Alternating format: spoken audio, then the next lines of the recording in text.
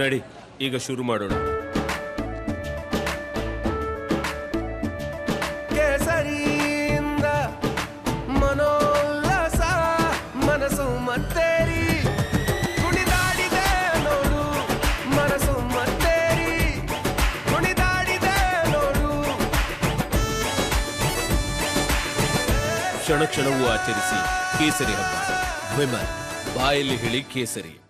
ಅವರ judicial custody May 14ನೇ ತಾರೀಕು ನಾಳೆಗೆ ಅಂತ್ಯ ಆಗ್ತಿರುವಂಥ ಹಿನ್ನೆಲೆ ಒಂದು ಕಡೆ, ಮತ್ತೊಂದು ಕಡೆಯಲ್ಲಿ ಜನಪ್ರತಿನಿಧಿಗಳ ವಿಶೇಷ ನ್ಯಾಯಾಲಯದಲ್ಲಿ 11:30ಕ್ಕೆ ಆರಂಭ ಆದ ಜಾಮೀನು ಅರ್ಜಿಯ ವಿಚಾರಣೆ 12 ಗಂಟೆ 15 ನಿಮಿಷಕ್ಕೆ ಮುಂದೂಡಿಕೆ ಆಗಿದೆ.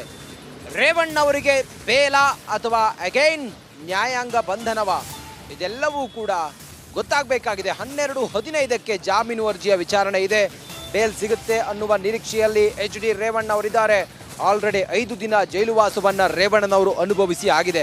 ಒಂದು ಕಡೆ ನನ್ನನ್ನು ಕಿಡ್ನ್ಯಾಪ್ ಮಾಡಿಲ್ಲ ಅಂತೇಳಿ ಸಂತ್ರಸ್ತೆ ಹೇಳಿದ್ದಾರೆ.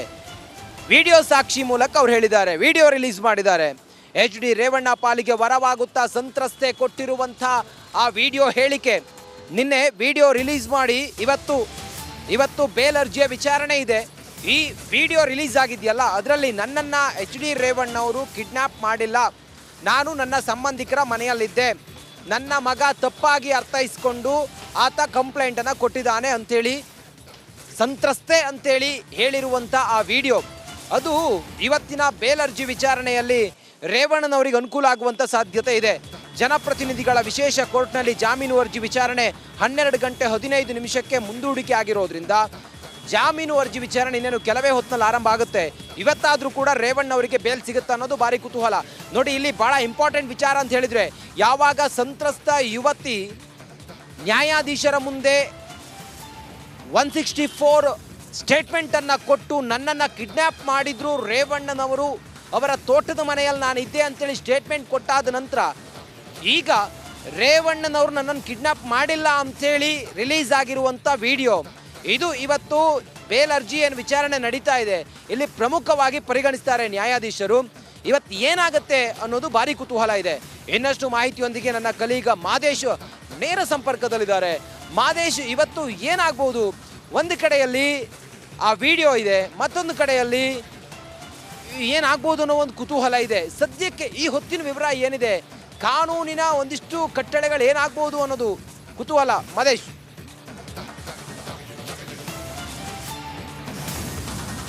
ರಂಜಿತ್, ಈಗಾಗಲೇ ಒಂದು ಪ್ರಕರಣಕ್ಕೆ ಸಂಬಂಧಪಟ್ಟಂತೆ ಇವತ್ತು HD ರೇವಣ್ಣರ ಜಾಮೀನು ಅರ್ಜಿ ವಿಚಾರಣೆ ಇನ್ನೇನು ಕೆಲವೇ ಕ್ಷಣಗಳಲ್ಲಿ ಶುರುವಾಗುತ್ತೆ. 11:15ಗೆ ಶುರು ಆಗಬೇಕಾಗಿತ್ತು, ಆದರೆ 12:15ಕ್ಕೆ ಜಾಮೀನು ಅರ್ಜಿ ವಿಚಾರಣೆಯನ್ನು ಮುಂದೂಡಿದ್ದಾರೆ. ಇಷ್ಟು ದಿನಗಳ ಕಾಲ ಡೆವಲಪ್ಮೆಂಟ್ ಒಂದು ರೀತಿಯಾಗಿತ್ತು, ಅಂದರೆ ಒಂದಷ್ಟು ಆರೋಪಿಗಳಾಗ್ತಿತ್ತು, SIT ಅಧಿಕಾರಿಗಳು ತನಿಖೆ ನಡೆಸಿದ್ರು, ಒಂದಷ್ಟು ಜನ ಹೇಳಿಕೆ ಪಡಿತಿತ್ತು. ಈಗಾಗಲೇ ಎರಡನೇ ಆರೋಪಿ ಸತೀಶ್ ಬಾಬು ಹೇಳಿಕೆಯನ್ನು ಕೂಡ ದಾಖಲಿಸಿಕೊಂಡಿದ್ರು, ಜೊತೆಗೆ ಒಂದಷ್ಟು ಸ್ಪಾಟ್ ಮರ್ಜರ್ ಅವೆಲ್ಲವನ್ನು ಕೂಡ SIT ಅಧಿಕಾರಿಗಳು ಮಾಡಿದರು. ಆದರೆ ಈಗ ಮೇಜರ್ ಡೆವಲಪ್ಮೆಂಟ್ ಆಗಿದ್ದು ಈ ಕೇಸ್ನಲ್ಲಿ ಏನು ಅಂತಂದರೆ, ಸಂತ್ರಸ್ತೆ ಒಂದು ವಿಡಿಯೋನ ಬಿಟ್ಟಿದ್ದು. ಸದ್ಯಕ್ಕೆ ಆ ವಿಡಿಯೋ ನಿಜನಾ ಅಥವಾ ಯಾರು ಒತ್ತಾಯಪೂರ್ವಕವಾಗಿ ಮಾಡಿದ್ದ ಅಥವಾ ಸಂತ್ರಸ್ತೆಯೇ ಆ ರೀತಿ ಹೇಳಿಕೆ ಕೊಟ್ಟಿದ್ದಾಳೆ ಅನ್ನೋದು ಕೂಡ ಇಲ್ಲಿ ತುಂಬ ಪ್ರಶ್ನೆ ಮೂಡ್ತಿದೆ. ಜೊತೆಗೆ ಕೊಟ್ಟಿರುವಂಥ ಸಾಧ್ಯತೆ ಕೂಡ ಇದೆ, ಕೊಟ್ಟಿಲ್ಲದೇ ಇರೋಂಥ ಸಾಧ್ಯತೆ ಕೂಡ ಇದೆ. ಒಂದು ಒತ್ತಾಯಪೂರ್ವಕವಾಗಿಯೂ ಕೂಡ ಆ ಮಹಿಳೆ ಕೊಟ್ಟಿರ್ಬೋದು. ಜೊತೆಗೆ ಆ ಮಹಿಳೆ ತನ್ನ ಮನಸ್ಥಿತಿ, ಅಂದರೆ ಆ ಒಂದು ಘಟನೆ ಸಂದರ್ಭದಲ್ಲಿ ಯಾವ ರೀತಿ ಮನಸ್ಥಿತಿ ಇತ್ತು ಅಥವಾ ಇವಾಗ ಯಾವ ರೀತಿ ಮನಸ್ಥಿತಿ ಇತ್ತು, ಅದು ಕೂಡ ಇಲ್ಲಿ ಇಂಪಾರ್ಟೆಂಟ್ ಆಗುತ್ತೆ. ಇಂತಹ ಒಂದಷ್ಟು ಅವಕಾಶಗಳು ಕೂಡ ಕಾನೂನಲ್ಲಿ ಇದೆ. ಆದರೆ ಪೊಲೀಸರು ಈ ಒಂದು ಪ್ರಕರಣ ದಾಖಲಾದ ಬೆನ್ನಲ್ಲೇ SIT ಅಧಿಕಾರಿಗಳು ಆಕೆಯ ಒಂದು ಸ್ಟೇಟ್ಮೆಂಟನ್ನು ಪಡೆದಿರ್ತಾರೆ. ಅಂದರೆ ಆರೋಪ ಈ ರೀತಿಯಾಗಿ HD ರೇವಣ್ಣ ಅವರ ವಿರುದ್ಧ ಕೇಳಿಬಂದಿದೆ ಅಂತೇಳಿ ಆ ಒಂದು ವಿಚಾರಕ್ಕೆ ಸಂಬಂಧಪಟ್ಟಂತೆ ಅವರ ಹೇಳಿಕೆಯನ್ನು ಪಡೆಯುವಾಗ ಆಗ ಆಕೆ HD ರೇವಣ್ಣ ಅವರ ಹೆಸರನ್ನು ಪ್ರಸ್ತಾಪ ಮಾಡಿದ್ರು ಅಂಥದ್ದು ಈಗಾಗಲೇ ಗೊತ್ತಾಗಿತ್ತು.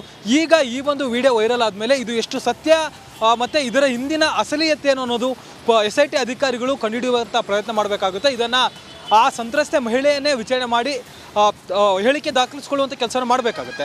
ಮತ್ತೊಂದು ಕಡೆ ಈಗಾಗಲೇ ಜನಪ್ರತಿನಿಧಿ ವಿಶೇಷ ನ್ಯಾಯಾಲಯದಲ್ಲಿ ಈಗ ಈ ಒಂದು ಪ್ರಕರಣಕ್ಕೆ ಸಂಬಂಧಪಟ್ಟಂತೆ ಜಾಮೀನು ಅರ್ಜಿ ವಿಚಾರಣೆ ಆರಂಭ ಆಗುತ್ತೆ. ಅಲ್ಲೂ ಕೂಡ ಈ ಒಂದು ವಿಡಿಯೋ ಬಗ್ಗೆ ಪ್ರಸ್ತಾಪ ಮಾಡುವಂಥ ಸಾಧ್ಯತೆ ಇದೆ. ರೇವಣ್ಣ ಪರ ವಕೀಲರು ಒಂದಷ್ಟು ಅಂಶಗಳ ಜೊತೆ ಈ ಒಂದು ಅಂಶವನ್ನು ಕೂಡ ಪ್ರಮುಖವಾಗಿ ಆ್ಯಡ್ ಅಪ್ ಮಾಡುವಂಥ ಸಾಧ್ಯತೆ ಇದೆ. ಯಾಕಂದರೆ ಸಂತ್ರಸ್ತೆ ಮಗ ದೂರು ನೀಡಿದ ಆಧಾರದ ಮೇಲೆ ಈಗಾಗಲೇ ಅರೆಸ್ಟ್ ಮಾಡಿದ್ರು. ಆದರೆ ಈಗ ಆ ಸಂತ್ರಸ್ತೆಯೇ ನನ್ನನ್ನು ಕಿಡ್ನಾಪ್ ಮಾಡಲಾಗಿಲ್ಲ ಅನ್ನುವಂಥದ್ದನ್ನು ಹೇಳಿದ್ದಾರೆ. ಇದಕ್ಕೆ SIT ಪರ ವಕೀಲರು ಕೂಡ ಆಕ್ಷೇಪಣೆ ಸಲ್ಲಿಸುವಂಥ ಸಾಧ್ಯತೆ ಇದೆ. ಯಾಕಂದರೆ ಆ ಒಂದು ವಿಡಿಯೋ ಸತ್ಯಾಸತ್ಯತೆ ಏನು, ಈಗಾಗಲೇ ಆರೋಪಿ ಸ್ಥಾನದಲ್ಲಿರುವಂಥ HD ರೇವಣ್ಣ ಅವರು ಪ್ರಭಾವಿ ವ್ಯಕ್ತಿ, ರಾಜಕಾರಣಿ, ಹೀಗಾಗಿ ಬೆದರಿಕೆಯ ವಡ್ಡಿ ಅಂದರೆ ಬೆಂಬಲಿಗರು ಕೂಡ ನಿಮ್ಮೆಲ್ಲ ಮಾಹಿತಿಗಾಗಿ